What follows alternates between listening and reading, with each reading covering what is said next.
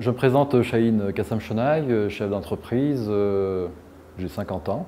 Je suis né à Tananarive. J'ai été en France pour mes études supérieures dans tout ce qui est commerce et gestion d'entreprise. En 2006, pourquoi ne pas créer la Sinagra, qui est une entreprise à vocation industrielle et à transformer le cacao malgache en chocolat. Quand nous avons décidé d'aller au salon du chocolat, il fallait des financements et nous avons fait appel au CCIFM, la Chambre de commerce Industrie France-Madagascar, qui a bien accepté de nous financer ce déplacement pour être présent au Salon du chocolat. Ils ont également financé le stand au Salon du chocolat et c'est très important d'avoir ce type de soutien surtout au moment des départs. Alors la Sinagra est une entreprise qui produit du chocolat depuis le départ à aujourd'hui. Donc nous ne faisons que du chocolat à partir de la fève malgache. Donc il faut savoir, et très important de savoir, que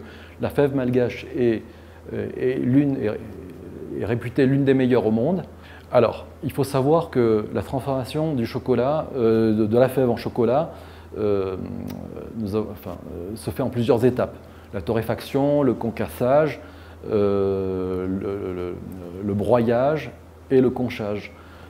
Toutes ces étapes se font en un jour et demi. Et depuis 2012, nous sommes en statut d'entreprise franche. Et bien sûr, sans oublier que nous avons droit à déverser 5% de notre production, et donc nous déversons 5% de notre production à Madagascar.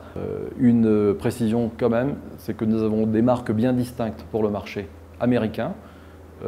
C'est Madécas aux États-Unis, Menacao en Europe et Tsara à Madagascar.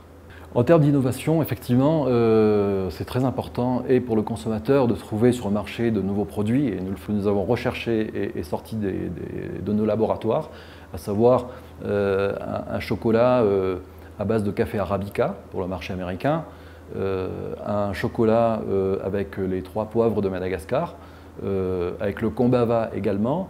Voilà, donc l'innovation est très importante. Et là, la dernière trouvaille, c'était le chocolat au piment de Madagascar qu'on appelle le sakai.